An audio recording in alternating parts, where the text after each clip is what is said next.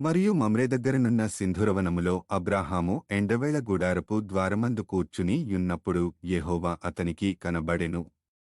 అతడు కన్నులెత్తి చూచినప్పుడు ముగ్గురు మనుష్యులు అతని ఎదుట నిలువబడియుండిరి.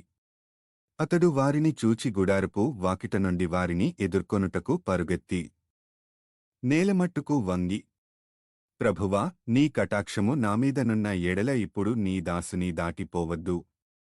నేను కొంచెము నీళ్లు తెప్పించెదను, దయచేసి కాళ్ళు కడుగుకొని ఈ చెట్టు క్రింద అలసట తీర్చుకొనుడి. కొంచెము ఆహారము తెచ్చెదను, మీ ప్రాణములను బలపరచుకొనుడి, తరువాత మీరు వెళ్ళవచ్చును. ఇందు నిమిత్తము గదా మీ దాసుని యొద్దకు వచ్చితిరనెను. వారు నీవు చెప్పినట్లు చేయమనగా, అబ్రాహాము గుడారములో నున్న శారా యొద్దకు త్వరగా వెళ్ళి నీవు త్వరపడి 3 మానికల మెత్తని పిండి తెచ్చి పిసికి రొట్టెలు చేయుమని చెప్పెను. మరియు అబ్రాహాము పశువుల మందకు పరుగెత్తి ఒక మంచి లేత దూడను తెచ్చి ఒక పనివాని కప్పగించెను. వాడు దాని త్వరగా సిద్ధపరచెను. తరువాత అతడు వెన్నను పాలను తాను సిద్ధము చేయించిన దూడను తెచ్చి వారి ఎదుట పెట్టి వారు భోజనము చేయుచుండగా వారి యొద్ద ఆ చెట్టు క్రింద నిలుచుండెను. వారతనితో నీ భార్యయైన శారా ఎక్కడనున్నదని అడుగగా అతడు అదిగో గుడారములో నున్నదని చెప్పెను. అందుకాయన మీదటికి ఈ కాలమున నీ యొద్దకు నిశ్చయముగా మరల వచ్చెదను. అప్పుడు నీ భార్యయైన శారాకు ఒక కుమారుడు కలుగునని చెప్పెను. శారా ఆయన వెనుక నుండిన గుడారపు ద్వాం.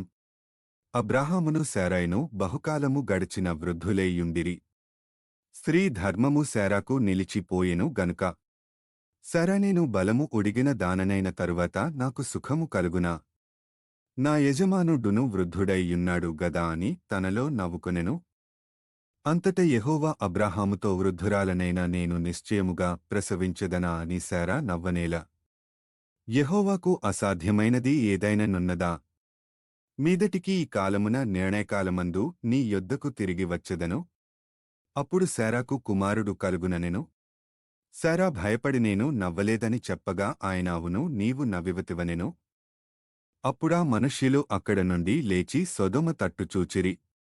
అబ్రాహాము వారిని సాగనంపుటకు వారితో కూడా వెళ్ళెను. అప్పుడు యెహోవా నేను చేయబోవు కార్యము అబ్రాహామునకు దాచెదనా? అబ్రాహాము నిశ్చయముగా బలముగల గొప్ప జనమగును.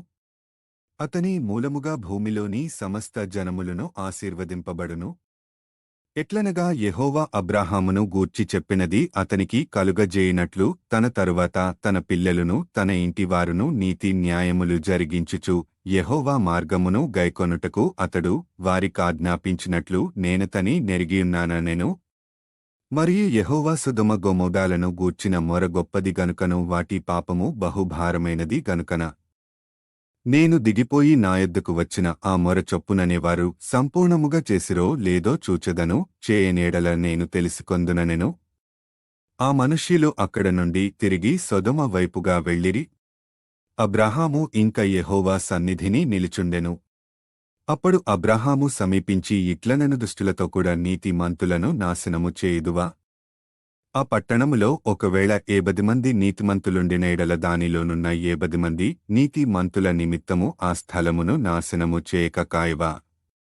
ఆ చొప్పున చేసి దుష్టులతో కూడా నీతిమంతులను చంపుట నీకు దూరమవునుగాక. నీతిమంతుని దుష్టునితో సమముగా ఎంచుట నీకు దూరమవుగాక. సర్వలోకమునకు తీర్పు తీర్చువాడు న్యాయము చేయడా అని చెప్పినప్పుడు యెహోవా సొదొమ పట్టణములో 70 మంది నీతిమంతులు నాకు కనబడిన ఎడల వారిని బట్టి ఆ స్థలమంతటినీ కాయుదుననెను. అందుకు అబ్రాహామీదిగో ధూళియు బూడిదేనైన నేను ప్రభువుతో మాటలాడ తెగించుచున్నాను. 70 మంది నీతిమంతులలో ఒకవేళ 5 తక్కువైతే 5 తక్కువైనందున ఆ పట్టణమంతయు నాశనము చేయుదువా అని మరలా అడిగెను. అందుకాయన అక్కడ 45 నాకు కనబడిన ఎడల నాశనము చేయననెను.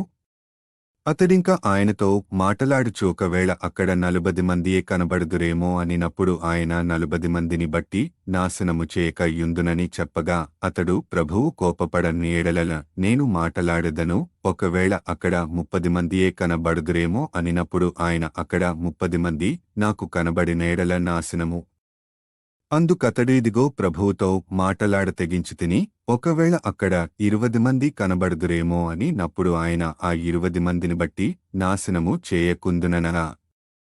అతడు ప్రభువు కోపపడనేడల నేనింకొకమారే మాటలాడెదను, ఒకవేళ అక్కడ 10 మంది కనబడుదురేమో అనినప్పుడు ఆయన ఆ 10 మందిని బట్టి నాశనము చేయక యుందుననెను.